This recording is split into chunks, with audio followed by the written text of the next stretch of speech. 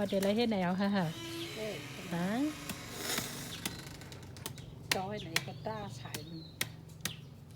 เหมือนดื้อๆตรงนั้น เป็นเอาหนังแกว่าไหนหนังเคยอย่างอาปงคำใสอันไหนอ่ะอันใสโหเนี่ยผมเคยฉายว่าฮะเอาพวกก็ฉายพวกก็ฉายเอาเจ้าในสายมากเก้ค่ะแน่นอนจังไหนก็ยังโอ้ไอ้คนเท่าเด็กหลอดที่นี่ได้ฉายเพียวเนี่ยนั่นอะไรหมักหันแต่มีดังในอ่ะหันก็เอามาโม่กับว่าอ๋อนั่นไงฮะไม่ใช่หรอกมันรีบๆนั่นเนาะมันจะซับยางเนาะอันนี้ก็จะคล้ายๆสบู่มันจะแบบว่าลื่นๆนะคะนี่จะเป็น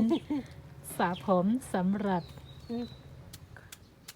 วันนี้มาดูนะคะคุณอานะคะมาพักที่บ้านเราแต่ว่าเขาไม่ใช้ยาสระผมแบบบ้านเรานะคะแต่ว่าเขาจะใช้ไม้ต่อยอนะคะไม้ต่อยอนี่คือจะเป็นชื่อภาษาไทยใหญ่นี่เขามานอนตีเขาถึงใจน้ำยาสายโฮอ่ะก็ด่าว่าใจไม่ต่อยอเขาหมอใจเมียในว่าใจเมียในไงคะเนาะมันเป็นทางอาปองว่าใจเจ้าไหนมันจิ้วไข่เนี่ยจึงชูสตาร์ฮะทำก็ถามเลยโบถามว่าทำไมถึงไม่ใช้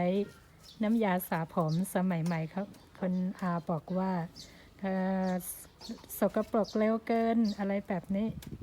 อันนี้คือจะอยู่ได้นานอาปองเขาใส่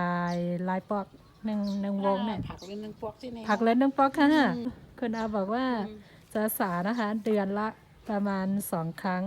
ไม้จะเป็นแบบนี้ค่ะทุกท่านจะเลื่อนๆเหมือนสบู่จริงๆขวัญคือจะต้องเอามาย่างไฟก่อนนะคะนี่จะเอามานวดในน้ำแบบนี้นะคะทุกท่านนี่เขาจะบอกว่าจะต้องใส่หมักขวัญ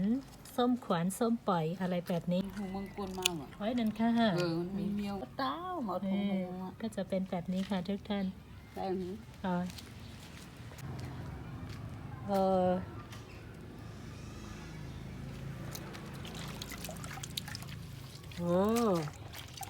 อ้น้อยให้ไหนเนาะ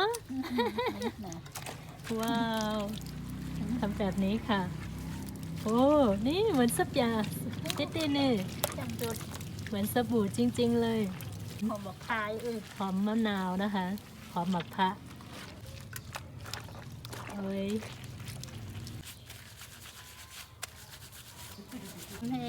ก็เป็นเบอร์กาปันมาเร็วได้เปิดหมอย่อเนี่ย